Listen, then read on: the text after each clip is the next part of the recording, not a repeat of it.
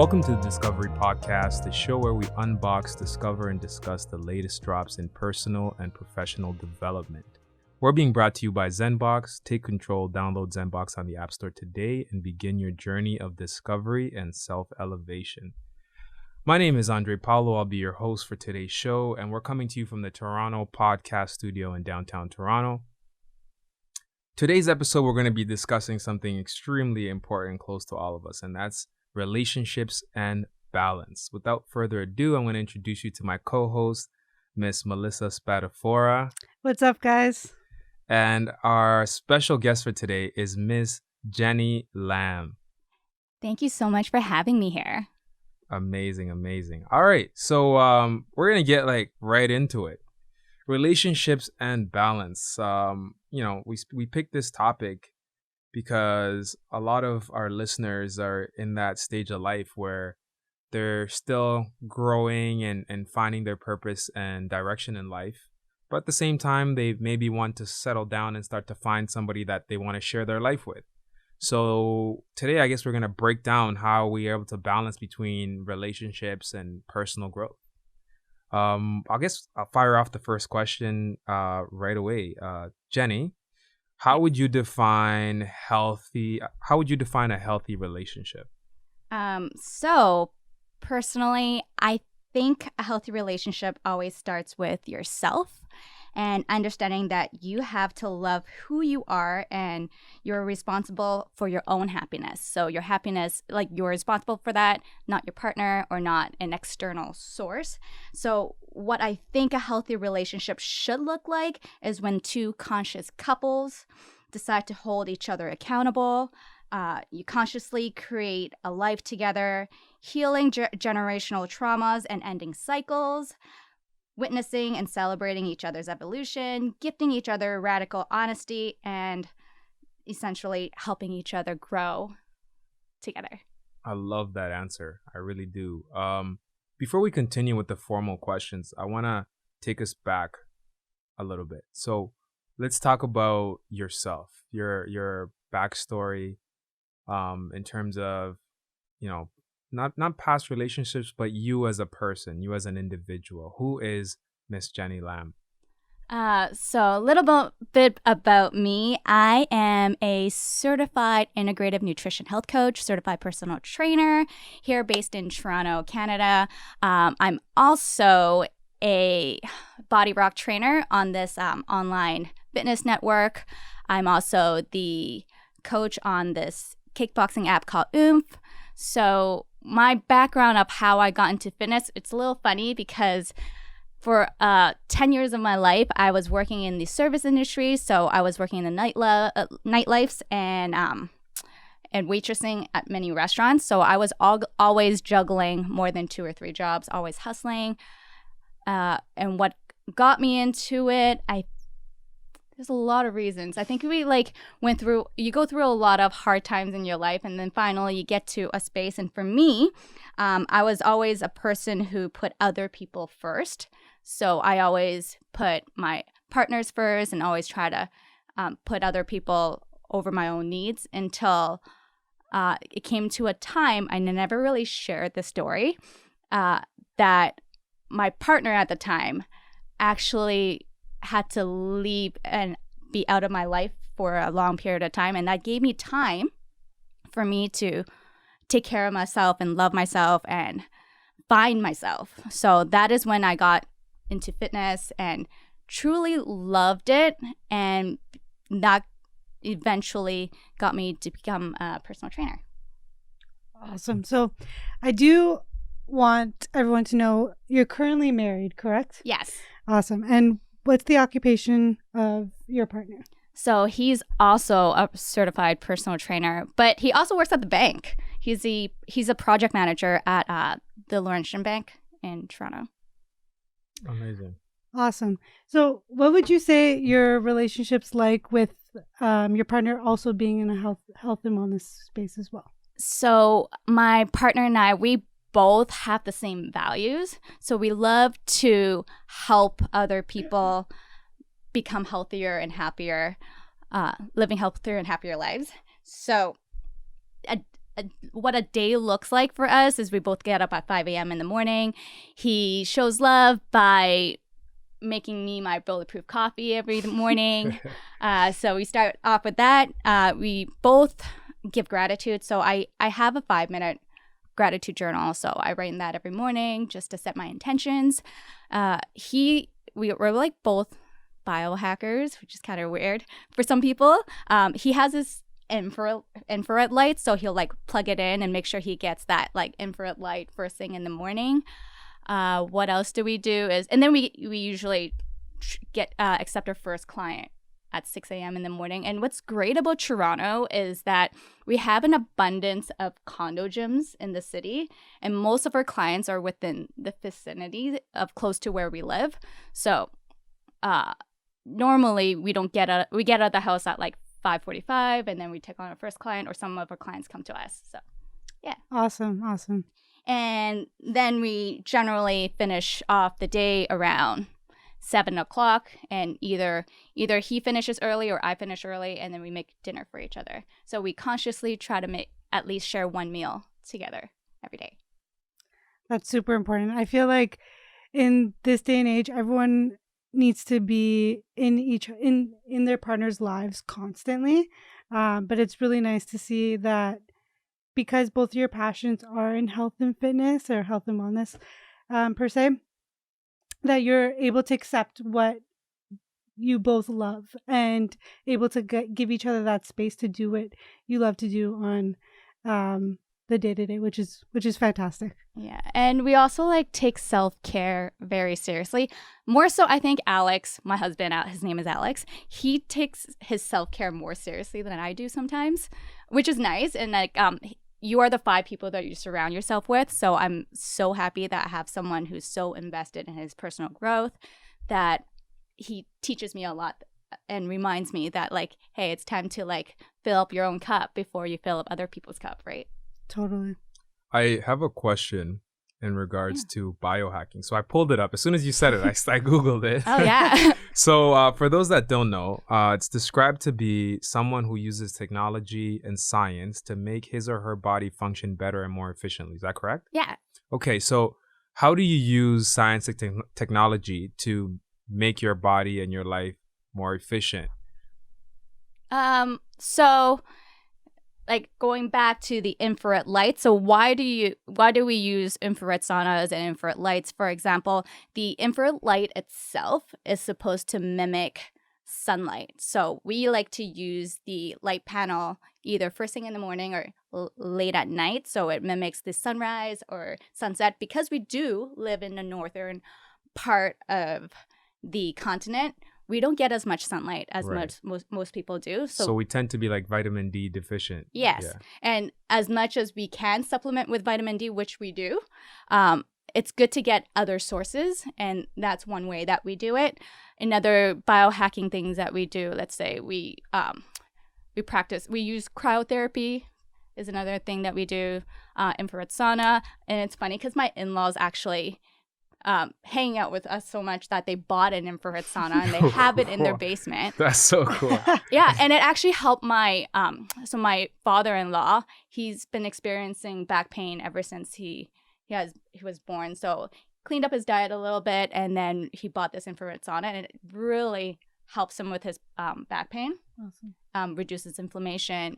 Another great thing about it is while he's sitting in there, it helps him meditate. So he didn't realize that he was meditating while he was just having that quiet time. That's awesome. I may need to get an infrared sauna now. Well, that's in the books for us in the future so we just recently bought a condo as well. It's under construction. So once it's ready, we did buy a 3-bedroom. So we plan on having the 3rd bedroom as the infrared sauna room. Well, first off, congratulations on thank you. your purchase.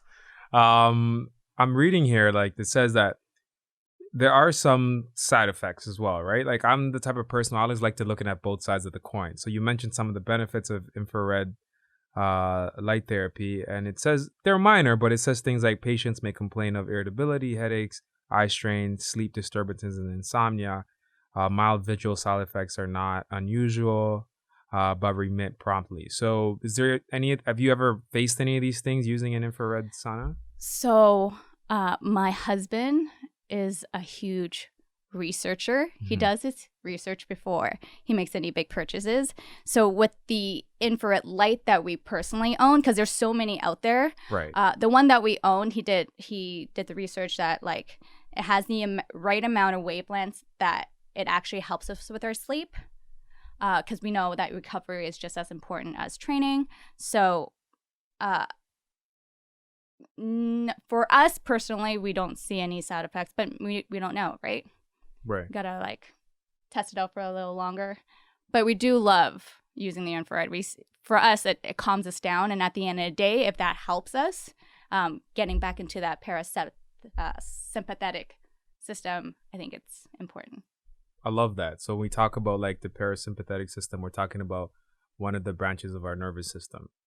And having the ability to tap into that, whether it's through, like you said, infrared light treatment, whether it's through meditation, it's extremely empowering way to take kind of control of your self-care, like you mentioned, right? Approximately like how long would you use the light therapy for, like in a given session? Anywhere from 15 to 20 minutes. Excellent. And like what's the background behind it, if you do know? Like is it like a North American thing? Does it come from overseas? When did you start to hear about it as a treatment source? I think Alex and I, we've heard of it from just listening to Dave Asprey, who is an infamous biohacker who created the brand Bulletproof. So we visited his facility in Los Angeles. He has this facility called the Bulletproof Lab. So I think that was the first time we ever tried an infrared treatment there. And they also have other things where you can like test your ketones, and you can get into a pod and meditate in there. Like they have all these biohacking machines. Yeah. One thing I always wanted to try was it's like a sea salt tub. Like they put a bunch of salt in a tub. And then you just float? And you float, because I can't float for the life of me. Like I can't swim. You just I float. can't float. So I want to test out try this tub. If they can do it, I salute them. But I don't know if it's gonna work. Oh, you should try it. So it's close to Montreal, between Montreal and Ottawa. There's a spa called Nordic Spa, and I think there's only I've heard of it. Yeah, and I went with my husband, and we both we're just. I think there might be one in Toronto, because the person who told me about it did one in Toronto somewhere. I'm gonna reach out to her and find out where it was. But they got to experience it for the first time, and like I've always been curious about it. But it's one of those things that you hear and you're curious about it, but never really take action to wanting to actually go out and try it out. So that's gonna be on my list for 2020. Well, what's great about it is because there's so much Epsom salt in the water, and Epsom salt is high in magnesium, and a lot of us are like deficient in magnesium nowadays, and magnesium is in charge of over 300 functions in your body. So if you're feeling like lethargic or anything, or like you're not, let's say, going to the bathroom on a regular basis, maybe you're lacking magnesium. So that's another supplement that we take on a regular basis too, and that's another way to get magnesium in your body by like floating or taking an Epsom salt bath. Right. After like just even speaking to you for the last 15 minutes, what I've come to understand is like you really exemplify the modern day wellness practitioner, right? Yeah. Like the modern day approach is a very holistic approach. If you think back to even the beginning of the last decade and the decade before that, we were still in the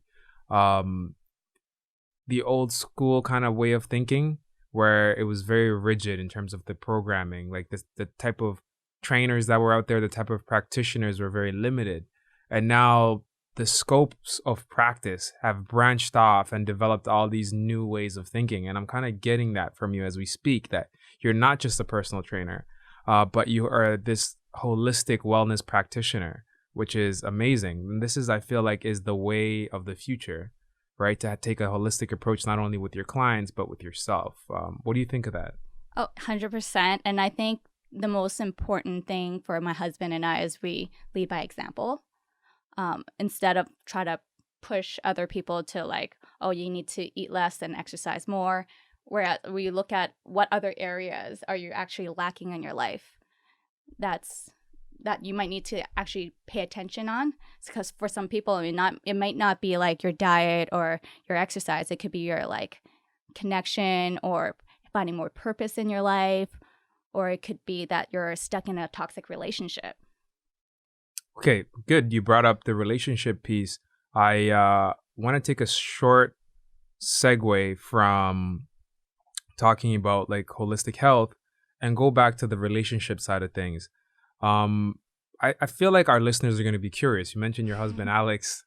Maybe that quick, maybe non-personal story about how you guys met. Yeah. That would be kind of interesting to know. Maybe that'll help people kind of understand how you're able to collaborate in this way by learning a little bit more about your relationship. Okay. If you're cool with that. No, I'm cool with this story. So, again, because I used to work in the nightclub, so I was going through that phase, where you go through that phase where you're a nightclub bottle service girl, but you're also a personal trainer. Mm-hmm. So you're trying to find that balance. And Alex, at the same time, the universe works a really funny way. So he was a club promoter, but I've never met him. Wow. Throughout the decade that I was like, we may have crossed paths and been in the same club, but for some reason we never noticed each other. Right. So it's really funny. So I was leaving the nightlife industry, pursuing to be this personal trainer. I just started teaching my class at a gym called Fit Factory. I still teach there. I forgot to add that into the intro earlier. So my class was brand new at the time, and I remember one of my guy friends were inviting me to go party on a Wednesday night at a very popular club at the time called Versailles. I'm pretty sure you guys been there. So Versailles on a Wednesday night. And at the time I was like, there's no way. I'd rather meal prep. Like, are you trying to, like, it's raining outside. You're trying to get me out on like a November rainy night to come party. But then like my guy friends were like, come on, it's my birthday. And I was like, okay, fine, I'll come out. And I went out, and he was like one of the promoters at the time. And I knew his friend, Sergio. So Sergio saw me, and he was like very excited to see me because he heard about my class. And he's like, I want to come and help support you. And let me come to your class. And I'm like, oh my God, that's so amazing. Because Sergio's a very popular guy. So if he comes to my class, he's going to make this class look super cool. Shout out to Sergio. Yeah, shout out to Sergio. So I was very excited that he actually wanted to come check it out. And he invited Alex. And so they both came to my class. And at the end of the class, I think Alex texted me, and he was like, I really like the way you showed up. Like, you're a really good coach. And I was like, oh, thank you. That was nice. And I guess after that, he started inviting me for lunch. And then eventually we started dating. Yeah. Wow. I like that. That's awesome. You know the part where you're like, you're in the same industry, but you never met? I like to think that you met, but you met when you were supposed to meet. Yeah, you know? exactly. Like you're at a place in your life that you saw each other. Because sometimes someone could be in your presence, but you don't see them because you're not supposed to see them at that moment. Exactly. You're not in the place of life where you can connect with that individual, right? So. And I used to work at a club called Time on Sundays. I don't know if you've ever been there. I've never been, but I've definitely heard of it. I think I've heard of Time. Where was it? It was like on Peter Street. Peter Street. Yeah, I think I've heard of Time. Yeah, so I worked there Time on Sundays, and it was a very popular club on Sunday nights. It's an urban night, and it was like super cool. And Alex used to go there on a regular basis, which is so funny, but we've never met. Wow. How funny is that? That's crazy. And I found a photo. Funny enough, I found a photo where like we're both in the same photo, but in the background. Wow. It was meant to be. Yeah. That's amazing. Yeah. Wow. Mel, you want to take over the next one? Yeah. So, I mean, we talked about your relationship, how you guys met, what your daily routine looks like. How would you say you guys find balance between not your typical 9-to-5 schedules? So I think balance looks different for everyone. For Alex and I, we find balance by scheduling. I think it's important for us to schedule in our self-care because we both understand that we can't pour from an empty cup. If we drain ourselves out, we don't perform as well as trainers or even him as a manager at the bank he works at. So it's important for us to schedule that in. So, for example, we would make sure that we share at least one meal together. And we look at our schedule. We set boundaries as well with our clients. So we generally won't take any more clients after 7 p.m. So we finish latest at 8 p.m. And we communicate. I think communication is key when it comes to having an effective relationship too. So we communicate on a regular basis, like first thing in the morning, what's your day looking like? What do you have time to come home for lunch? Or do we have time to pick up dinner? Are we having dinner together? Or are we going to have lunch together instead? And that's how we find that balance on a day-to-day life. And we find balance also by scheduling our vacations. So we actually go away every other month. Wow. That's awesome. I love that. I love that prescription. I need to start doing that. And also, it's because, like, again, I'm talking about, like, we know how important to get sufficient amount of sunlight because of the vitamin D. If you look at your plants at home and you see that they only thrive in a bright room, think about yourself, right? I used to live in a condo that was so dark and my plants were, like, almost dying all the time. And I'm like, what's wrong? I'm talking to you. Because you know how some people talk to their plants. I talk to my plants. I'm like, what's wrong? Why are you so sad? Like, I'm watering you every day and I can like feed it all the food and the water.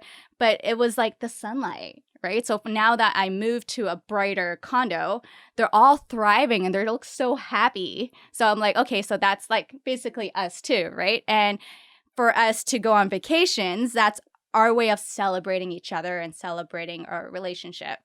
So we generally have a calendar. So we always start off like we go away New Year's Eve because we both come from that nightlife background. So we know we don't ever want to spend another year doing countdown in a nightclub. Mm-hmm. So that's why we consciously go somewhere hot and spend New Year's and New Year's Day somewhere. And then the next trip usually is in March, and that's to celebrate my birthday. Trip after that, it's Alex's birthday in May, and we celebrate his birthday. And usually it's somewhere hot so we can get recharged that vitamin D. After that, summer. So we try to enjoy summer here. And then we go on, so we went on 2 honeymoons already. So every summer in August, because our wedding anniversary is in August. So every August we celebrate our wedding anniversary by going away for 3 weeks, and we go to Europe. And then after that, when we come back around September, by November, we charge again. So we usually go to Tulum at that time. And then we go away again in December. And then in between, we throw in like New York or smaller trips. I do want to mention to everyone listening, the minute Jenny walked in, I was like, you have such a nice tan. Like, where have you been? I'm like, I'm always on vacation. So it's so funny that you said that. And that actually leads me to my next question. So where is your next trip in March going to be? We're going to Bahamas. Okay. Wow. I love Bahamas. I love Bahamas too. I went there 2 years ago. It's beautiful. Whereabouts in Bahamas? I think we're staying at Nassau at the SLS.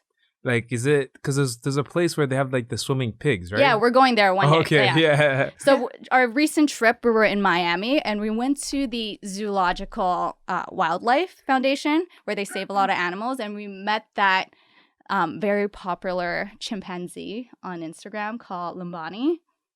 I honestly don't think I've seen it. You should. No, you should why is he so popular? He has like a lot of followers on Instagram for some He's reason. popping like that. Yeah. So when I saw that, I was like, I have to meet this chimpanzee. Right. But we also like went there to like play with monkeys, and like I get to pet this white tiger cub, which is super cute. And since the beginning of our relationship, Alex has always been wanting to play with monkeys.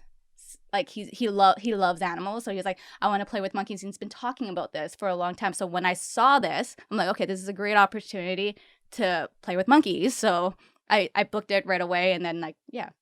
Another great place to play with monkeys, if you're interested, is Costa Rica. Oh yeah, I actually went ziplining through the rainforest and played with monkeys that amazing. afternoon as well. So definitely head out there as one of your next excursions for the year.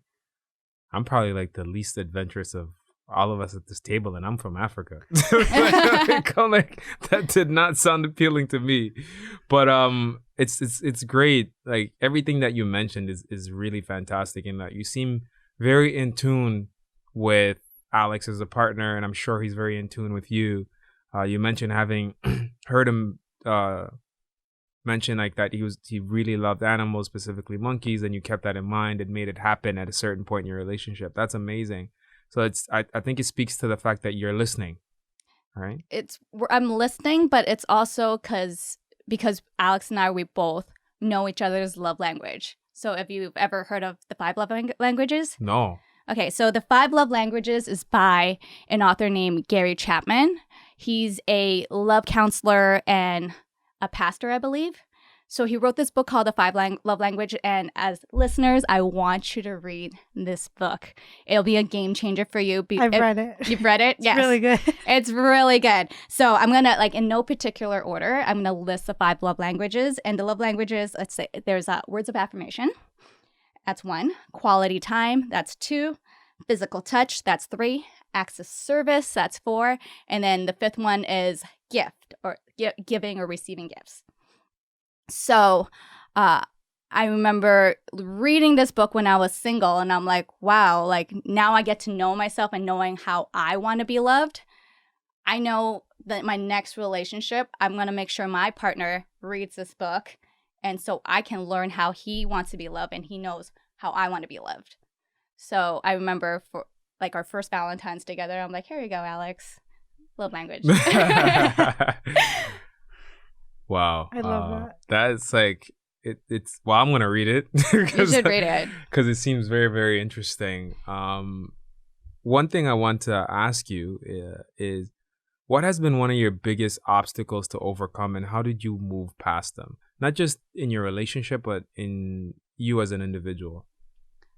So I've been thinking about this question for a little bit, because I'm like, Alex and I, we look at obstacles as lessons, but I think it also takes us a long way to get to where we are, that we can see things that way. So for in the terms of relationship, how Alex, the biggest obstacles, because we're pretty positive we came into this relationship as conscious beings, that nothing ever actually bothers us. If something we're bothering each other, we'll just call each other out. I'm like, hey, what you just did, I don't appreciate that. And then we'll just have a discussion. We don't raise our voice. We don't fight over it. The biggest obstacle, I think, was when he tore his Achilles like 5 months in our relationship. So that was very challenging for him because he couldn't work and he couldn't train. So mentally, it was very draining for him. But what was great after that is because he used this downtime to become a personal trainer. So he was studying, getting his certifications. I was helping him along the way. And his injury taught us both to become better trainers. So because of his injury and how fast he recovered, it led him to getting his FRC certification. For those of you who don't know what FRC stands for, it stands for Functional Range Conditioning. And that inspired me to really grow as a trainer as well. Instead of like thinking that you have to go hard or go home as a trainer, you really have to look at someone's like rest. For how Alex got this tore his Achilles was because that whole week he wasn't getting enough sleep. He was burning himself out too much, and he had this wrong mentality to get into fitness, and he was like really pushing his body beyond its limit, which is why his body was like, okay, time to crack, so you can chill out for a little bit.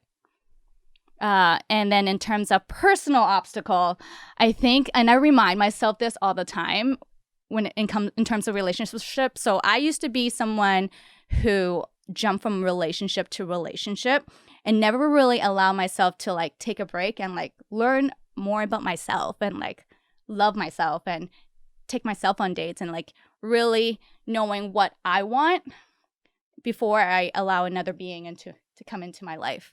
So the strongest thing I ever did in my life was when I was like 20-year-old me leaving a physical abusive relationship, and then even as a 35-year-old me thinking back, I'm like, that is the strongest move you ever did. Like, no, it wasn't that moment where I like deadlifted 200 15 pounds. It was that moment when I decided to not be a people pleaser anymore and like stick up for myself and leave that toxic relationship.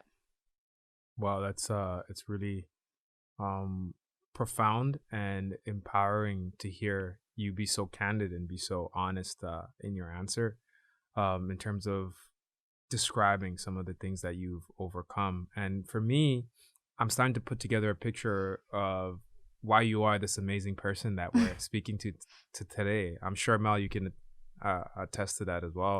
No, 100%. Like, you're just a ball of energy, and I love it. Oh, amazing. And I just love, like, everything that's happened to you in your life. You've not put it aside, but you just keep it there as a reminder to help push you forward. And I just think that's amazing. And I've gone through things when I was younger that not by any means the exact same type of position, but just in a form of like illnesses when I was little. So I don't carry that with me constantly, but it's always on the back burner, and it's actually flourished me to be the person who I am today. So I think that's really amazing. And I want to also say, like, thank you so much for sharing how you had to get yourself out of a abusive relationship to really find yourself and self-love yourself. And I think that's so important. And everybody that's listening today, if you're going through something like that, there's always a light at the end of the tunnel, and there's always a way to speak to friends or make those decisions pretty quickly and cautiously as well too. Yeah, and like most importantly, understand that you're not alone, and think about how you can help someone else. I think it's because like we're all beings that we like to give back into our community and give back to the world. So think about, like, instead of being selfish or you're doing this for, like, you're doing it for others. You're leading that example by leaving. Wow.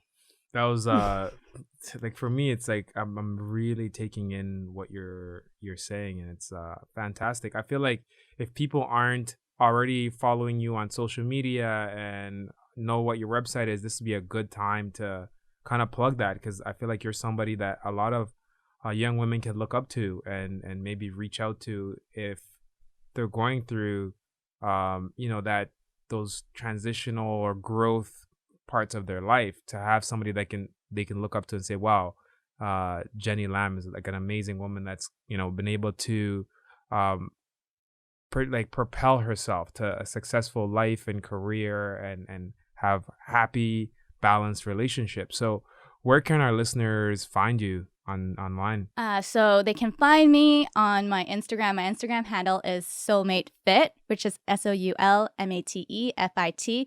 And my website is www.soulmatefit.com. Perfect. My very next question is, what is your biggest piece of advice to our listeners to help them find balance in their relationships? So my biggest advice to find balance is, if you're in a relationship, whether you are dating or even if you're married, it's very important to schedule regular date nights. It's like non-negotiable date nights. And I think my husband learned that from his parents. His parents were very strict on their date nights. I believe it's every Friday nights. So they'll like send the kids off to like the grandparents, and then they'll have a date night and they date each other. And dating each other, it's not just sitting in front of the couch and having TV, like watching TV and eating dinner together. It's actually dressing up, getting ready, and like going out or making dinner for each other, however you want to speak your love language. It could be like, gifting each other something or whatever it is. Celebrate your relationship together. And for us, we also like go on vacations on a regular basis, right? So scheduling that in too. So for someone who maybe isn't as blessed as you are or as privileged as you are, what suggestions could you give them? Like, for example, if someone can't go on a vacation overseas or travel for that matter, what are some things they can do locally to be able to achieve the same things? You can always have staycations. I think staycations are fun, or like going on a spa day, or even if that's too much, or it could be just going out to like Scarborough Bluffs, for example, I and like go that. like enjoying Mhm. nature and getting yourself grounded. Like one important thing that Alex and I love going on vacations is because we believe that when we walk on sand, we work on our ankle mobility and getting ourselves grounded in nature too. Right. And also absorbing the sun. And then when we're in the ocean, we're bathing that magnesium that we were talking about, the Epsom salt, and that's all over the ocean. Yeah, I love that. Like, I feel the same way when I'm on a beach vacation. I feel way more grounded. I feel way more in tune with the earth, with myself. I feel like some of my ailments will go away. Like, my back is not stiff. Like, I've separated both shoulders. My Oh, shoulders are wow. loose. Like, I just feel better.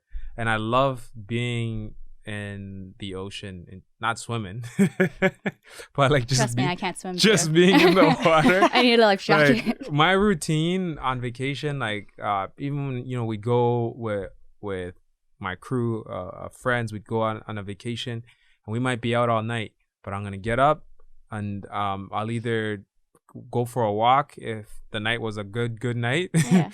But if it was like a mild night, I'd go to the gym and go work out. Yeah. And then That's nice. meet everybody. Shower, meet everybody, go get breakfast, and then the first thing I would do is I would read a book, and then go sit in the ocean for like half an hour. And it's like the day before didn't even happen. It's like you get refreshed, and then you're ready to do whatever it is you're gonna do, right? So that's one of the things I always look forward to.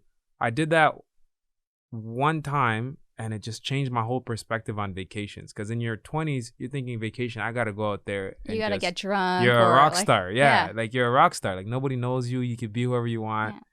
And then I think it was like my third or fourth trip, solo trip. When I say solo trip, one that didn't include my family, and I did that. I brought a book down, and I read the book throughout the week, and it was a book called what was the book called?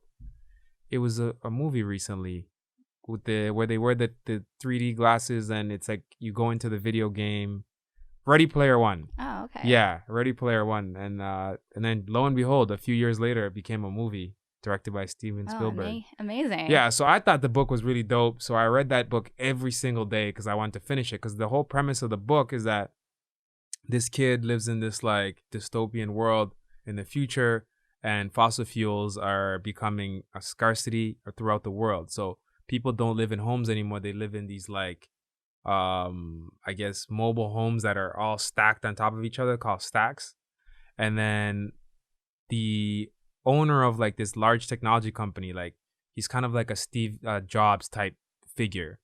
He invents this system that's like a futuristic version of, let's say, like a Facebook that everybody utilizes. It's like they use it for currency, for education.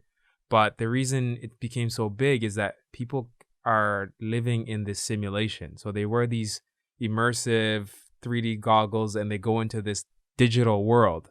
But their actual world is terrible. So they're like basically escaping their own life. Their own realities. Yeah. But that became the norm, right? And the more affluent you are, the more access you had within that simulation. So like poor people had like less they could do within the simulation. So it kind of reflected real life, contemporary life, but in like this futuristic world.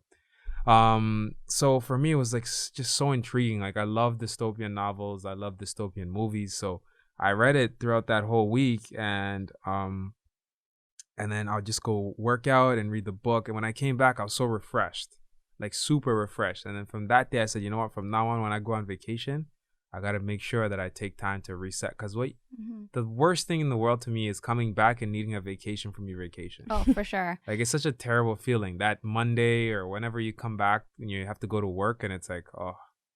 We come back and we're excited to and see that's our the clients. feeling Yeah. that I wanted to continue to replicate going forward, right? But that comes with age and maturity too. Like, those early trips were in my early 20s, and then the trip I just described was like in my mid 20s. So you're starting to have different, I guess, things become important to you in a different way, right? So you start to look at life differently. The things that were exciting before aren't as exciting because you've kind of done it all. Yeah. So you start to transition into thinking more about yourself and how the trip is going to serve you, to steal a word from our last guest, Steph Sullivan, doing things that serve you. So I think the vacation piece is like extremely important, but like you said, locally you can do it as well. You can do it. Like, have you been to Home, the meditation center? Yes, I have. Yeah. So like once you walk in, don't you already feel so relaxed? Yes. So that could be a nice staycation. They have I know they have a two-seater infrared sauna in there too. They got a salt cave, so you can absorb all the Epsom salt as well, and you can meditate and just have quiet time. Yeah, when you say staycation, are you talking about like you take the day off work, or like what is encapsulated in that vacation? Like what's the minimum requirement? It's just when you schedule it with your partner or by yourself. Right. It's just maybe one. It could be anywhere from 6 to 12 or even 24 hours. You're still within your city, but being out of work, like don't check your phone, don't check work emails or anything, and just recharge. I think it's important for us all to do that. I think the best way to do that too, because for me, I'm just always checking emails, always on my phone, constantly. Finding that disconnect is super hard for me. So challenging for us nowadays. But actually turning my phone off and leaving it at home and going out and doing something, that's like a form of disconnection that I think is the best way to do it, because there's no reason for you to look at your phone. And now that with the Apple Watch, it's even worse because it's on your wrist. Yeah. So I definitely recommend actually turning your devices off and leaving it at home and getting out there and just enjoying yourself either alone or with your partner. Yeah. And for us, like that was a big part of the development of the platform that we've released, and it's called Zenboks, as some of you may already know. And the whole premise and mission behind it is to empower individuals to invest more time in their own personal wellness and personal development, especially our generation. We're considered the millennial generation, right? 80s and 90s babies. Shout out to all y'all. And our generation has grown up with this abundance of technology and access and convenience, right? And what that's created is a generation of people that is constantly trying to find the easiest way or the most convenient or fastest way to do things, but that's not always necessarily the best for your personal development or your personal wellness. Think about even just education. I'll be honest with you, I feel like since finishing school, my math has deteriorated, my language skills in terms of like grammar has deteriorated. And why? Because everything is technology. Like I need to calculate something, I can do it on my phone. I need to spell something correctly, there's spell check on my phone, my computer, my tablet, like everywhere I go. So I never have to use those skills, and they've slowly deteriorated, right? And that's just mentioning 2 examples. I'm sure each one of us can come up with like a list of 10 things that we're probably worse at now than we were at like 16. Oh, 100%. Right? For example, like speaking French. Like French is my husband's first language. Oh, wow. So he can speak French very fluently. And so I watch him speak French, and it only comes like when we went on our trip to Paris and Nice, I can like listen to it, understand a little bit of it, and then as I'm in that environment, it comes back. Right. So because you're practicing it on a regular basis, right? So yeah, but it speaks to just finding that balance where we use technology and we use science to help further ourselves as individuals and help further the community and eventually help further humanity, but also not lose our humanity, not lose our individualism, 100%. right, along the way. So what we're encouraging people to do with this platform is not discard completely, technology and science, but to use it a little more wisely, more discreetly, and use it to better ourselves. So our platform is a mobile app, and on this app, people can go on and stream and download content and full journeys. We call them journeys that vary from fitness and nutrition to mindfulness and meditation, all the way through to life coaching and philosophical therapy. So we wanted to really encompass a holistic approach, which touched on the 3 pillars that are body, mind, and guidance, right? So for us, we wanted to create that balance within that relationship that each person has with themselves, right? So that's what we've tried to come out and do in developing this platform. But with having you here today, it was great to hear the partner relationship side of things. So once you've established your relationship with yourself, then you're able to now spread that love. That's why I'm rocking this shirt. Yeah, I love the shirt. Spread love, right? And recently I've really started to say a lot of self-love, then spread love, right? Because if you can't love yourself, it's extremely difficult to spread that love and love somebody else. To me, it feels like that's artificial. How do you know how to love if you don't know how to love yourself? I think for a lot of people, that's how they were taught or seen for the way they were brought up. And I think as human beings, we all need to be seen, loved, heard, and valued, right? So. Yes. So it's very important, like I said, to have practitioners like yourself that are continuing to push boundaries, right? Like you're not being put in this box of, okay, this is the way practitioners, like personal trainers, are seen. This is the way nutritionists are seen. So I'm going to stay within this box. You say, okay, I'll take this foundational knowledge and I'm going to do my own research and develop it and create something new. And I feel like that's how we're able to push forward and continue to improve the different practices that are accessible to us, right? I personally love going to a new city and going to see what's happening in the wellness world in that city, because every city has their own thing that they're doing. For us, there's this big holistic nutrition push in Toronto, as well as like animal flow and functional fitness, a lot of calisthenics. LA is like that too. Yeah. And like I feel like Toronto's having its moment. Like LA's they've had that moment. Yeah. Been there, done that. Yeah.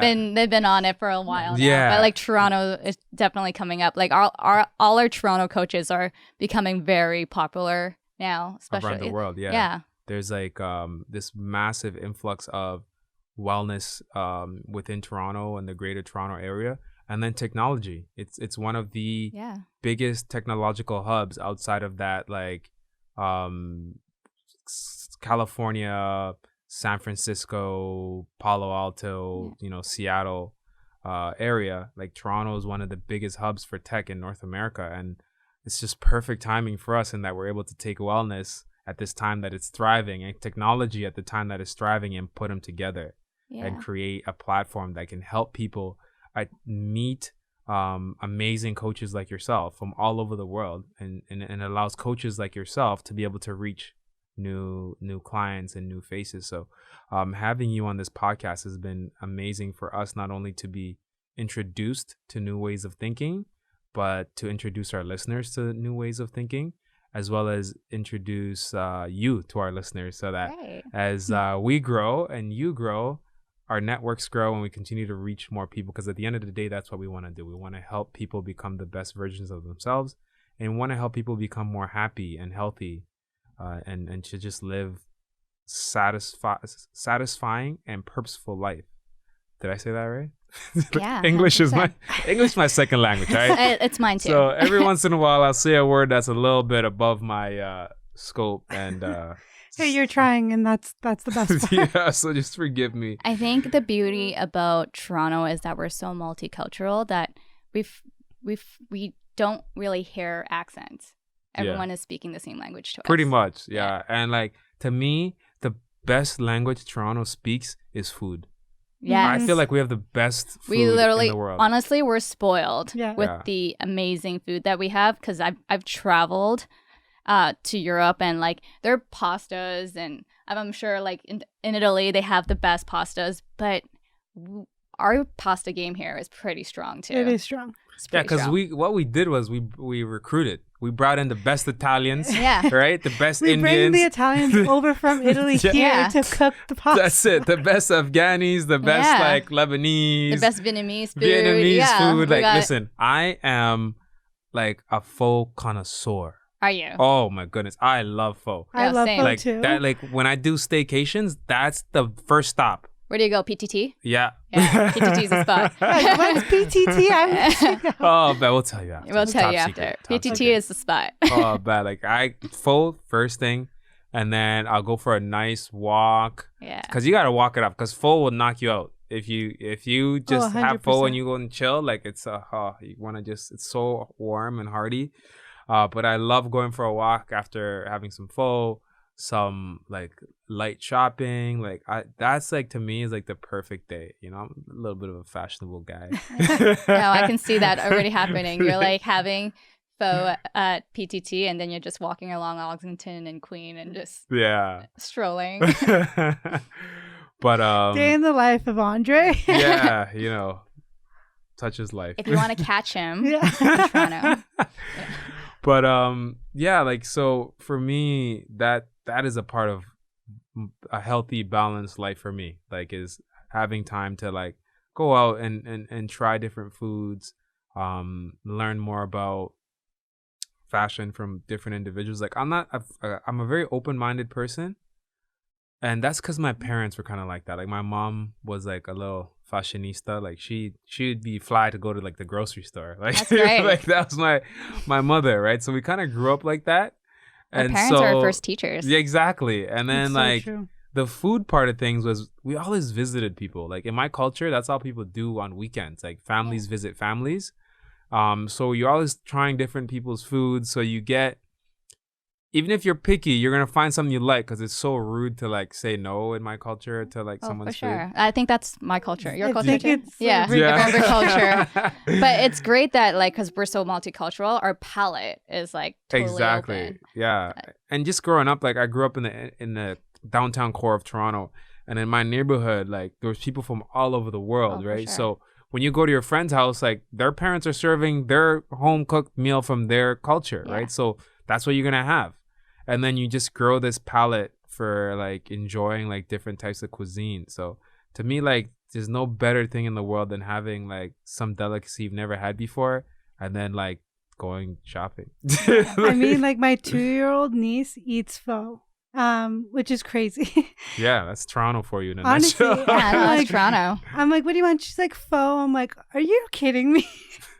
That's great. I'm I like, love it. okay. I have to meet her. She sounds She's like the good people. best. She sounds like my type of people. But yeah, getting back to our original topic in terms of like relationships and balance, like, let's talk about the future. Like, where do you see you and Alex's future as a couple? Where do you see your future as a practitioner in your career? So I see us as a, well, let's see. Let me think. I haven't really thought about this one. Like I said, we recently bought our condo, so we're not totally fixated into moving there, but we are, because that is in the plans in the next few years. But we do love living in Toronto. We don't see us moving to the suburbs or anything like that, because we don't like driving.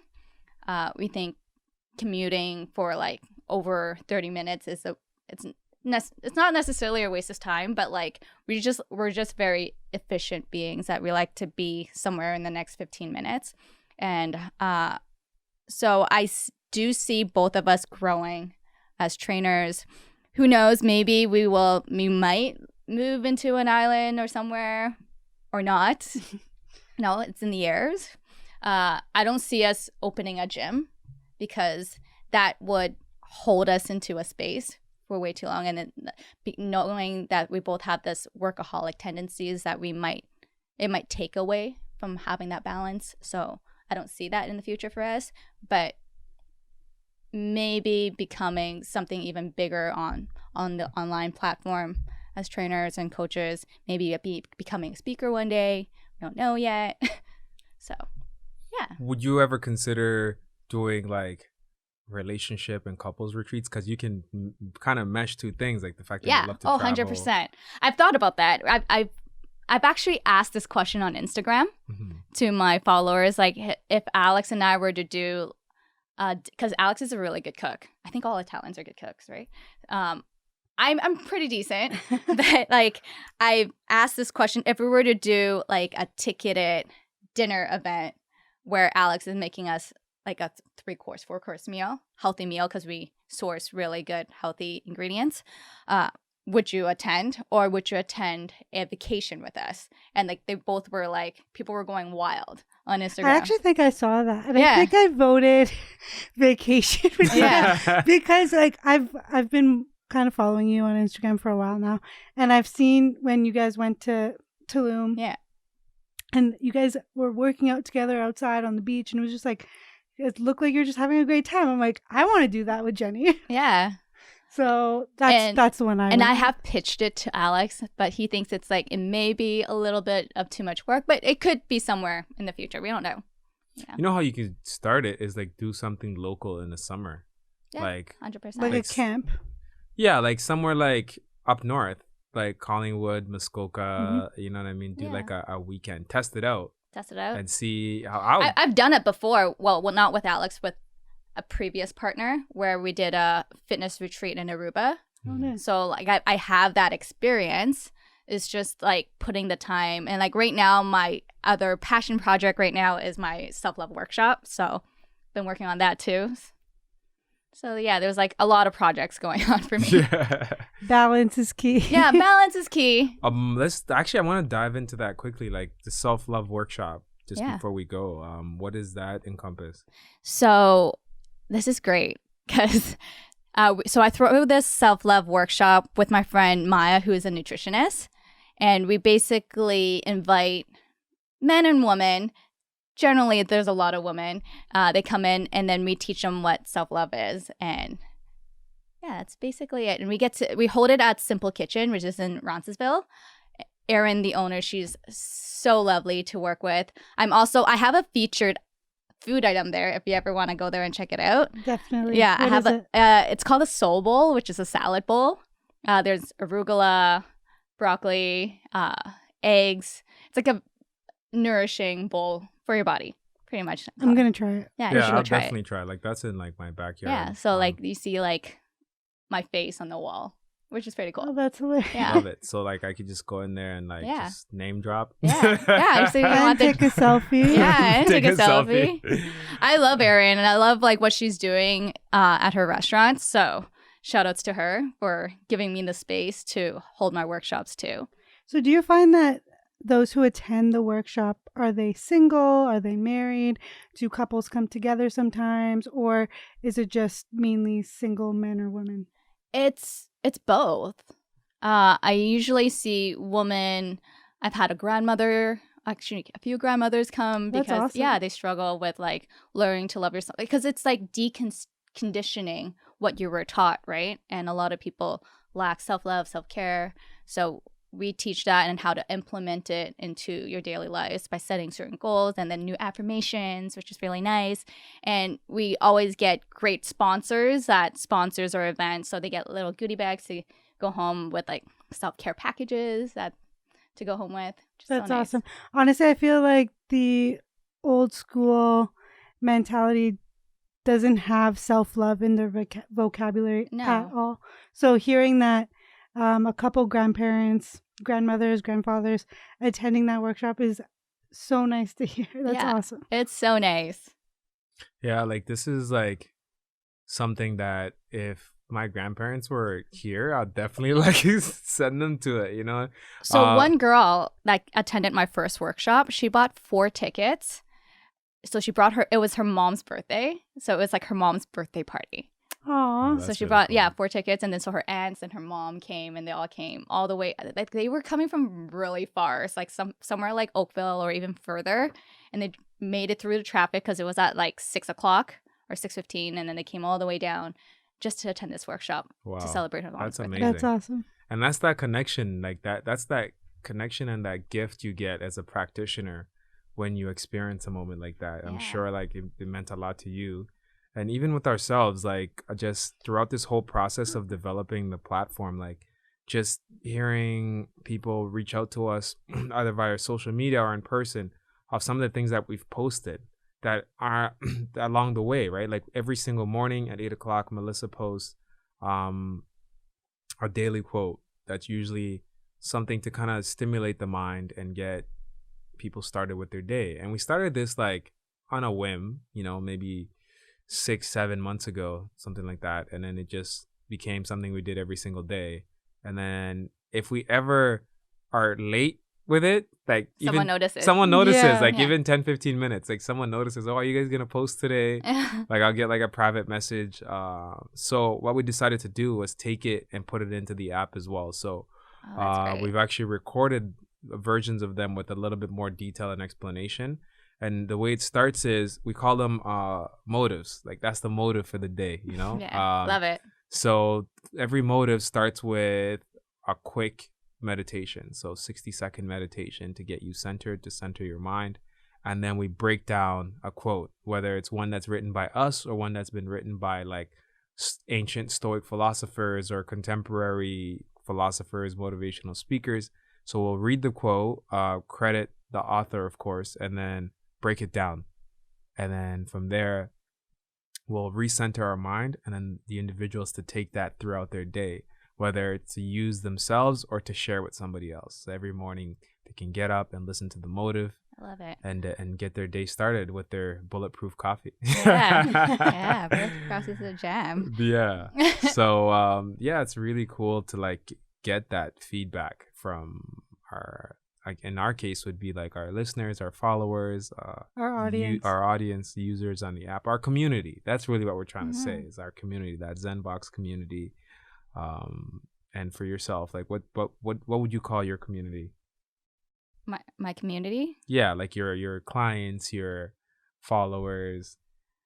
I haven't thought of a name, but maybe soulmates, I guess. I like that. Yeah. I love it. Soulmates. I was gonna guess family, Yeah. but I love the word Soulmates. Soulmates. I love Yeah. it. It's hashtag soulmates. Yeah.